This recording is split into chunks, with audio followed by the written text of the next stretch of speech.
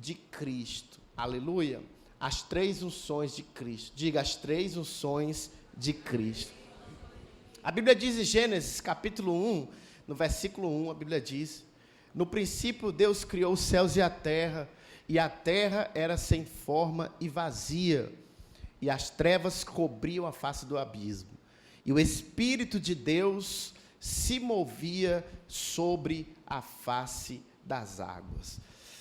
A primeira vez que o Espírito se moveu na terra, sobre as águas lá no início, é bem provável que ele estivesse procurando algo que resplandecesse e refletisse a sua imagem. Mas veio então o Éden, a criação do Éden. Deus criou o homem, Deus formou o homem, e Deus então assentou no seu próprio coração repousar, habitar sobre o homem. Inclusive, em uma das conferências do Espírito Santo aqui nesta igreja, eu preguei sobre o desejo de Deus de habitar com o homem. Quem lembra dessa ministração? E nós estudamos de Gênesis a Apocalipse, e nós vimos na Bíblia inteira a manifestação desse desejo, né? O desejo de Deus de habitar entre nós, de habitar no homem, na mulher. No homem eu falo homem, humanidade. Então, na antiga aliança, porém, depois do pecado de Adão, na antiga aliança, a humanidade não tinha mais o direito do Espírito Santo. O Espírito Santo só visitava homens, e não eram todos os homens, eram 3 classes de pessoas: reis, sacerdotes e profetas. Repita comigo, diga: reis, sacerdotes e profetas. Só essas 3 classes de pessoas na antiga aliança é que tinham o privilégio de sentir o Espírito Santo, de sentir o mover, de serem tocados, de serem visitados pelo Espírito Santo. E profetas como Eliseu, como Elias, profetas como Moisés, que Moisés, o seu ministério principal era pastoral, mas a Bíblia chama Moisés de profeta porque o Espírito Santo, ele é espírito de profeta.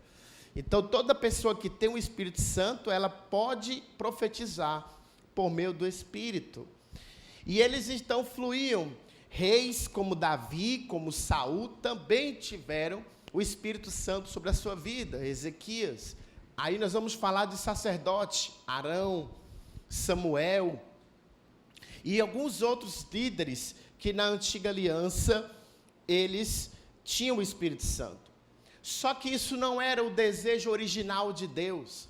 O desejo original de Deus era que o Espírito Santo habitasse em toda a humanidade. E então veio Cristo. E Cristo, por meio da cruz, ele rasgou o véu que nos separava de Deus e que nos impedia de vivermos a plenitude do Espírito. Diga glória a Deus. E que nos impedia de viver a plenitude do Espírito. E de repente, em um único homem, Jesus, o Nazareno, passaram-se a ver todos os sinais que outrora na antiga aliança era dividido. Uma das coisas que marcava o ministério profético na antiga aliança era manifestar pão no deserto.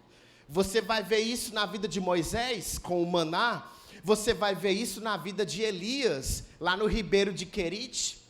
E aí aparece Jesus no deserto com aproximadamente 15 mil pessoas, porque na Bíblia fala 5 mil homens. Mas para a Bíblia, o judeu, para chamar uma pessoa de homem, ele era casado. E tinha no mínimo 2 filhos. Então, quando a Bíblia diz que tinham 5 mil homens, então você pode fazer um cálculo que tinha no mínimo 15 mil pessoas, mulheres e crianças.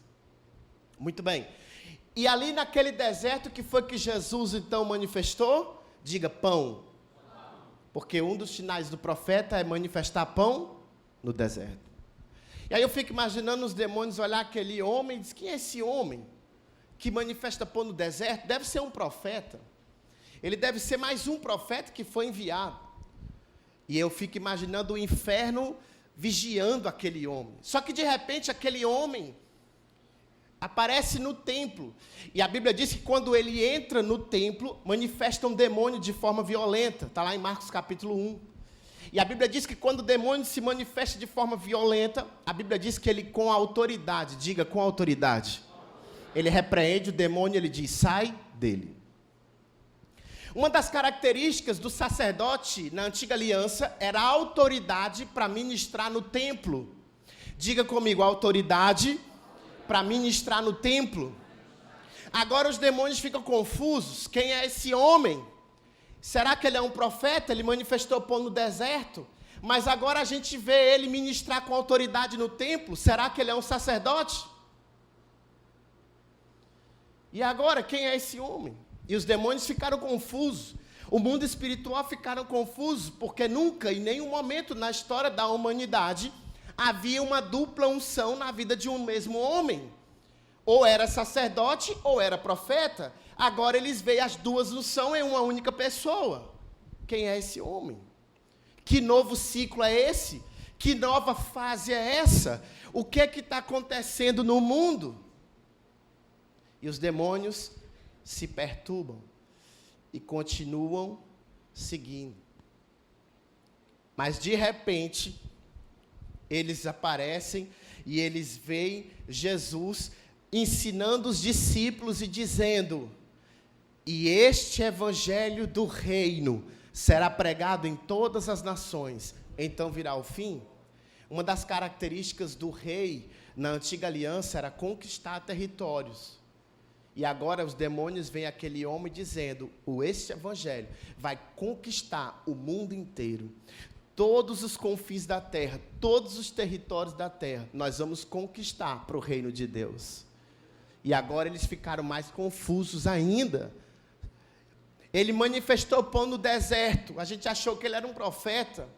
Mas aí a gente vê ele ministrando com autoridade no templo. Então a gente acha que ele é um sacerdote. Só que agora a gente vê ele dizendo que vai conquistar territórios. Será que é um rei? Quem é esse homem? Até que ele foi para a cruz. E quando ele estava crucificado, a Bíblia diz que escureceu tudo. Porque naquele momento, aquela escuridão não era luto pela morte de Cristo. Aquela escuridão era desespero do inferno. Porque sabia que ali estava pregado um homem, o único na humanidade, que era 100% homem, mas que era 100% Deus. E o único em toda a história da humanidade que carregava consigo os 3 níveis de unção, de rei, de sacerdote e de profeta. Por isso que a Bíblia diz na carta aos Efésios capítulo 4, que depois da cruz ele desceu às partes mais baixas, e ele foi ao inferno, e ele pisou Satanás, ele pegou a chave da morte, e ele disse, as 3 unções, eu sou pleno, eu sou completo, a abundância, a plenitude de Deus está sobre mim. E a Bíblia diz que ele ressuscitou, e ele pegou a chave da morte, e ele comissionou um povo, pela qual ele chama de igreja, em outros momentos ele chama de noiva, em outros momentos ele chama de família, e ele disse, ide, porque eu tenho a plenitude de Deus, e eu vou soprar sobre você. Diga aleluia. Aleluia.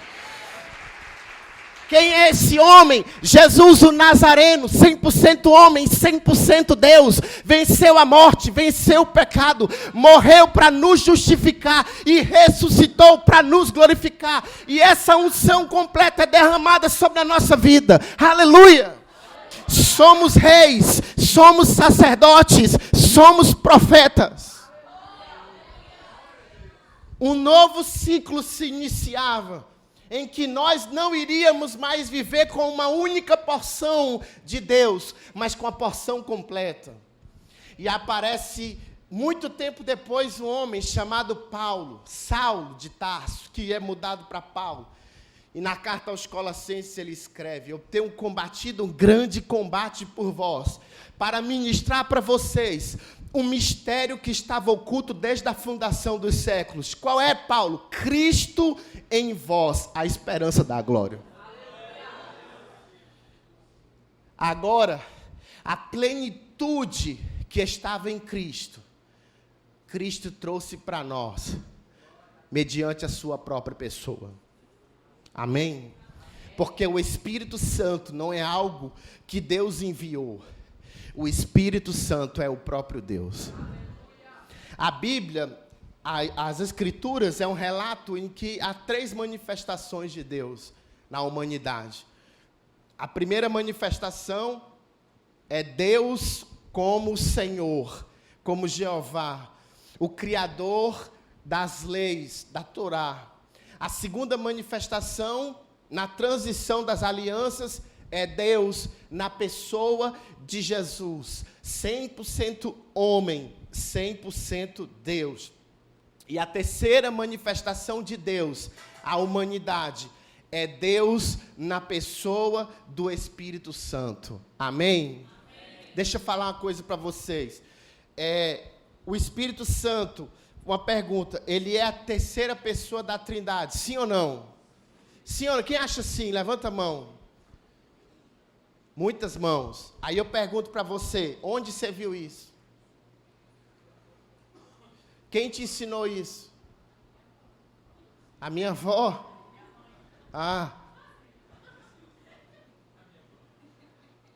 Deixa eu perguntar para vocês, você não precisa responder, só levantar a mão. Alguém aqui lembra?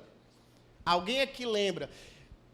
Eu vou perguntar, não vou perguntar nem para todo mundo, você é gente boa, só para quem gosta de futebol. Você que gosta de futebol, você lembra quem foi a terceira colocada na última Copa do Mundo? Alguém lembra? Ninguém lembra, sabe por quê? Porque nós nunca lembramos de quem é terceiro. E aqui foi um grande sofisma que Satanás plantou na igreja. Nenhum lugar na Bíblia diz que o Espírito Santo é a terceira pessoa da Trindade. Isso quem ensinou foi a religião. E aí, quando a gente entende que é a terceira, a gente não lembra dele, porque é o terceiro. Ninguém lembra do terceiro. Ninguém lembra do terceiro. Aí o Espírito Santo se tornou o Deus esquecido, porque ninguém lembra do terceiro. Não há primeiro, segundo e terceiro. A Bíblia diz em 1 João, capítulo 2, que os 3 são 1, e 1 é 3. Não existe primeiro, segundo e terceiro. Você se relaciona com Deus por meio do Espírito. Quem é o Espírito? Deus. Amém? O Espírito é Deus. Ele é a porção de Deus. Deus derramou na nossa vida. É Deus em nós. A esperança da glória. Então esqueça isso. Esqueça o que a sua mãe ensinou. O Espírito Santo não é a terceira pessoa da Trindade. Isso não tem na Bíblia. O Espírito Santo é Deus e que habita em nós. Pega no ombro da pessoa que está do seu lado e diga, o Espírito Santo se move em você.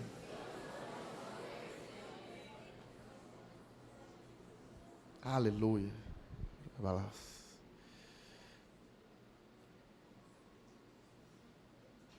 Rapaz, depois que a gente quebrou mamão, até água de coco que eu ganhei, viu? Aleluia. Rapaz, vamos aplaudir Jesus. Meu Deus. Rapaz, glória a Deus, Jesus, que bênção. Então, queridos, nós já vamos para a ministração de hoje, viu? Hoje eu vou pregar muito não, hoje eu não quero pregar, hoje eu quero queimar. Aleluia. Mas, você quer fluir nos dons, sim ou não? Você quer receber uma nova porção, sim ou não? Sim. Então eu quero ensinar você como que você vai fazer para receber uma nova porção de Deus. Como receber uma nova porção do Espírito Santo. A primeira coisa, para que você consiga passar para um novo nível no mundo espiritual, é arrependimento. Isso nós já fizemos ontem. Nós já fizemos isso ontem. Então, você que realmente orou com fé e orou com sinceridade, se arrependendo, nós já fizemos ontem. Lançamos fora tudo aquilo que tentava concorrer com a paixão por Jesus. Eu falei ontem que somente uma paixão maior pode substituir uma paixão anterior. Então, nós temos que vigiar o nosso coração em todo o tempo, para que nada venha nos apaixonar e nos tirar da paixão maior, que é a paixão por Jesus. Cristo, Deus, Ele tem que ser apaixonante para nós. Nós não podemos permitir que o Evangelho se torne uma religião na nossa vida, que a nossa vida seja uma vida de métodos religiosos, de rotinas religiosas, porque a religião, ela é enfadonha, a religião, ela é humana, ela é terrena. O que vai nos mover é a paixão por Cristo, e foi o que Ele sentiu por nós. A Bíblia diz na carta aos Hebreus, a partir do versículo 6, a Bíblia diz: vemos, porém, coroado de glória e de honra, aquele Jesus que fora feito por um pouco menor do que os anjos, por causa da paixão da morte. Cristo foi para a cruz, porque Ele tinha no seu coração uma paixão. E a palavra paixão, em todos os dicionários do mundo, quer dizer desejo desenfreado. Então o Evangelho, ele resplandeceu na sua vida, você é fruto de um desejo desenfreado. E que desejo era esse? No Éden, nós fomos separados de Deus. E até o encontro com Cristo, o ser humano, ele vive separado de Deus. Ele vive apenas pela misericórdia e graça, por mais religioso que ele seja. E Deus ficou com o desejo desenfreado de ter essa comunhão restaurada.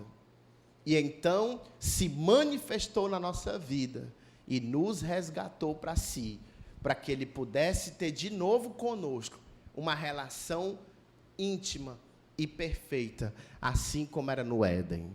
Amém? Nós somos fruto de um desejo desenfreado. Então, nós já nos arrependemos. Segunda coisa que eu preciso fazer para fluir nos dons do Espírito, para receber mais de Deus, eu preciso lançar fora todo pensamento ou sentimento de culpa. Deixa eu contar um caso que aconteceu há muito tempo atrás. Esse senhor, ele já está até na glória. Pastoreei um senhor, uns anos atrás, um senhor idoso, muito gente boa, um homem de Deus. Sempre sentava na frente, ele e a esposa dele, um casal muito de Deus. Mas ele não conseguia orar em línguas. Ele não conseguia mover-se no Espírito, oração em línguas.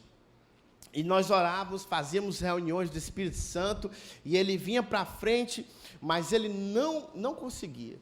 E ele falava para mim: pastor, não consigo falar em línguas, fluir nesse dom, não consigo.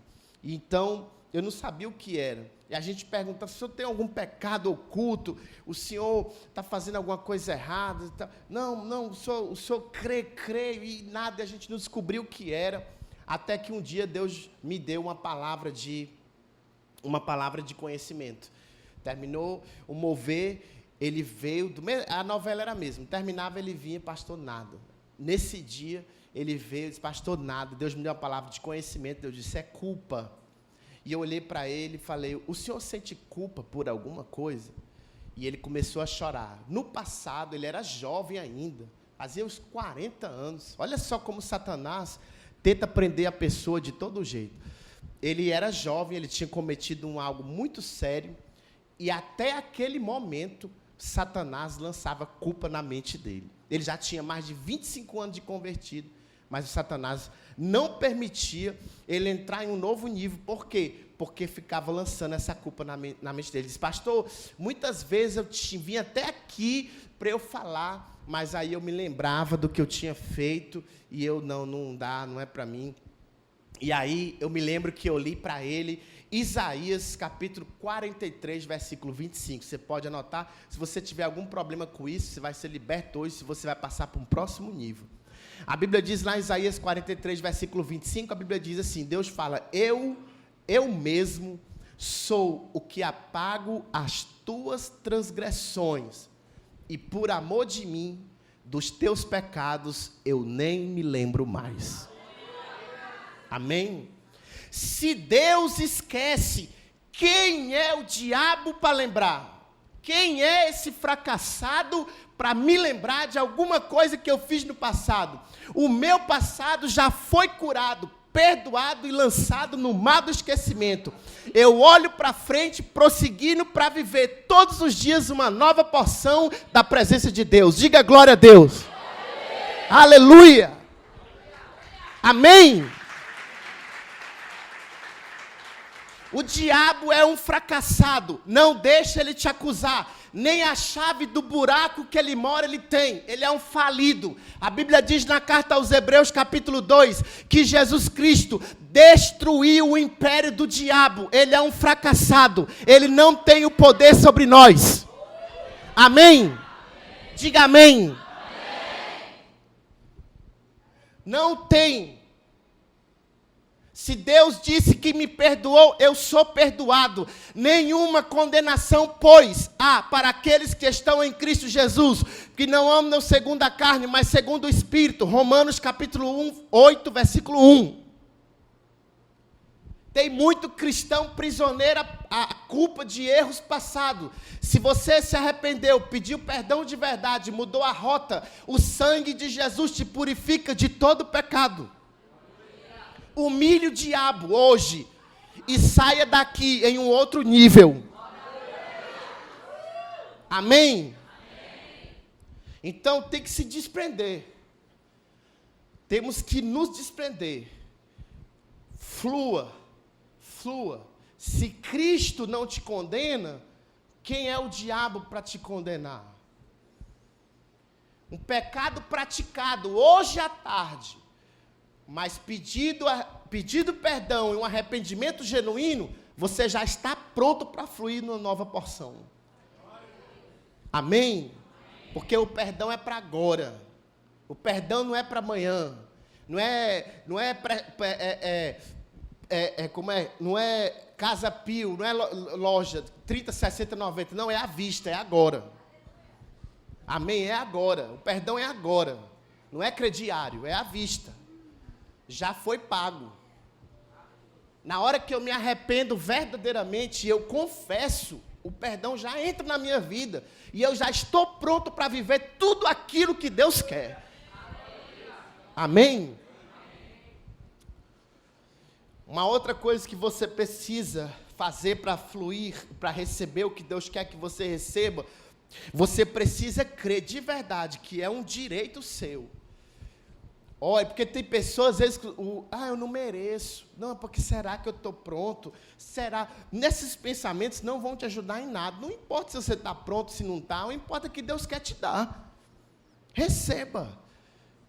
Os dons e a vocação de Deus são irrevogáveis. Receba. Deixa Ele ministrar na tua vida. Se entregue por completo. Na hora da ministração, nós vamos já ministrar. Não fica de olho aberto, não fica olhando, não fica disperso, não. O nível de reverência determina o nível de glória. Na hora que nós formos para a ministração, fique nesse lugar como se você estivesse sozinho. Como se não tivesse ninguém. Amém? Não fica olhando para um lado, não, meu irmão, não. Você não está aqui para isso. Se fosse para ficar assim, você fica em casa. Nós estamos aqui para receber. Não interessa o que vai acontecer. O que interessa é o que Deus quer me dar e eu quero receber. Amém? Eu saí de casa para vir para cá para receber.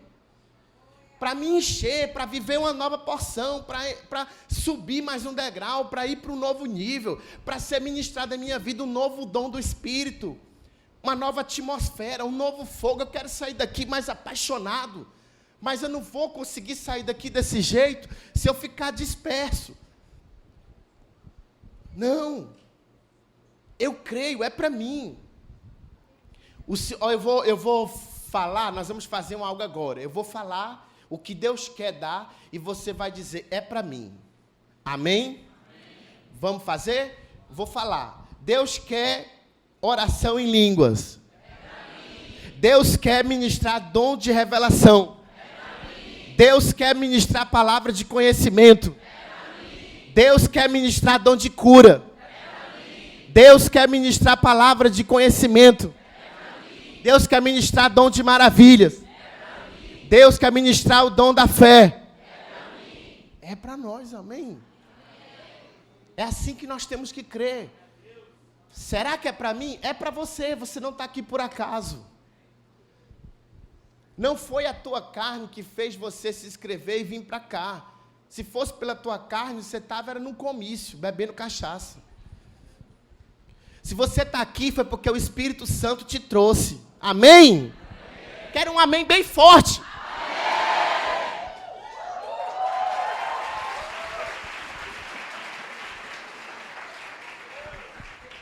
Meu irmão, crente que está cheio da vida de Deus, não, amém, não, amém, aleluia,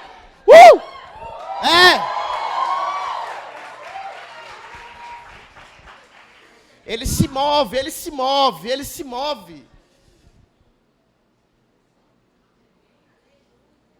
Tem que crer, creia, é para mim, é para mim. Eu fui batizado com o Espírito Santo com 3 dias de convertido, 3. Por quê? Porque eu entreguei minha vida a Jesus num dia. 3 dias depois, eu fui convidado para ir para um culto pentecostal.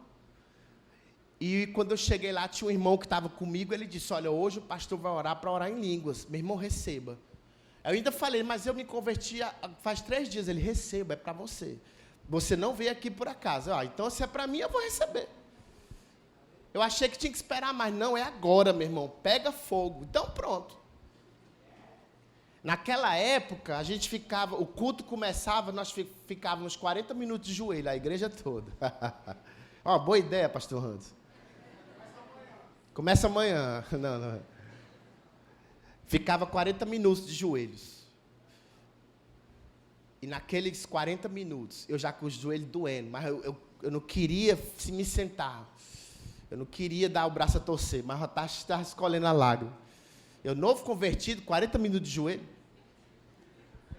Mas naquele 40 minutos de joelho, a igreja começou a pegar fogo. E aqueles irmãos começaram a orar em línguas. E eu falei, rapaz, é para mim. É para mim, eu vou pegar nem que seja com a mão. É para mim. E ali eu comecei a orar em línguas. Porque eu entendi, é para mim, nada vai me impedir, nem a minha mente, nem o meu raciocínio, nem esse, nem aquele, nem acolá. É para mim.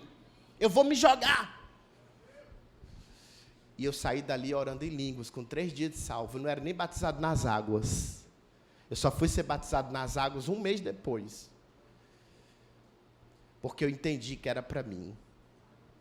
E eu estava ali para receber. Amém? Uma outra coisa que eu sempre falo, você que não ora em línguas ainda, na hora da oração, na hora do mover, você precisa falar. Não fica esperando que o Espírito Santo vai abrir a tua boca, porque o Espírito Santo não abre a boca de ninguém, ele não é dentista. Quem fala somos nós. Diga, quem fala sou eu. Eu, uma vez no mover profético, o pessoal orando em línguas e tal, aí tinha uma jovem, eu chamei no final, disse, cadê? Eu senti que ela tinha sido batizada. Eu falei, e aí, você orou em línguas? Ela disse, não, mas eu senti que você foi batizado. Não, eu fiquei esperando o Espírito abrir minha boca. Eu falei, minha irmã, ele não é dentista, não. A palavra está no teu coração, é você que fala, é pela fé. A Bíblia diz lá em Gálatas capítulo 3, recebeste, pois, vós o Espírito pelas obras da lei? Não, pela fé, diga, pela fé. É pela fé, a palavra vem no meu coração, quem fala sou eu. Quem fala sou eu. Amém? O Espírito Santo não vai, não, eu fui tomado, não, quem toma é demônio. O Espírito Santo nos enche, mas quem faz somos nós, amém? Ele não rouba a consciência de ninguém. Nós não ficamos inconscientes. O Espírito Santo não tira a nossa consciência. É por isso que você tem que ter reverência. Porque você pode estar cheio como tiver, mas você sabe tudo que está acontecendo à sua volta, porque ele não rouba a sua consciência. E você não pode ser levado pela distração. Você tem que estar ali em reverência. Mas crendo, e a palavra vem. Às vezes parece até com as palavras de alguém que está orando próximo de você. Mas se veio no seu coração, é sua. Se está queimando, fale. Fale pela fé. Fale pela fé. É um direito seu, é seu. É irrevogável. É irrevogável. E o último tópico, para a gente terminar, para a gente já orar, o meu cronômetro aqui já deu, para a gente terminar e orar e buscar a presença de Deus, e eu creio que vai ser moveres assim tremendo. Adoração. Adoração. Deixa eu explicar para vocês. Eu deixei por último, exatamente para eu poder explicar para vocês antes de começar. Na hora que o Ministério do Louvor vier para cá, na hora que eu chamar os ministros, e nós vamos começar todo o processo, todo o mover em adoração. Na hora da adoração, muitas pessoas já vão receber dons, já vão receber manifestações, mas eu queria pedir a você que na hora da adoração, você não orasse, você só adorasse, cantasse. Por quê? Porque se você for ver nas Escrituras, ao longo de todas as Escrituras, a presença de Deus, ela sempre se manifestou de forma sobrenatural após o momento de adoração. Lá no templo de Salomão, quando a Bíblia fala da Shekinah, em que nem os sacerdotes conseguiam ficar de pé, eles estavam fazendo o que ali? Adorando.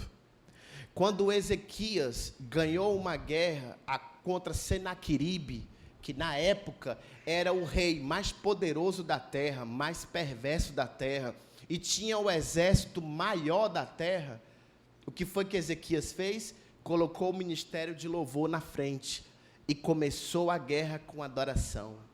Na hora que Gideão foi para a guerra, com apenas 300 soldados, contra uma multidão contrária e carros de ferro, havia o ministério de adoração na frente. Então, tudo que diz respeito à presença de Deus, começa com adoração. Então, na hora que nós formos começar a adoração, nós vamos concentrar completamente e vamos adorar, cantar junto com eles. E você vai ver que vai ter muitas pessoas que nessa hora já vão sentir algo sobrenatural. Queria que você colocasse de pé, mas não saia do seu lugar agora. Deixa eu dar algumas orientações. Pode colocar de pé, pode tirar aqui o púlpito, por favor.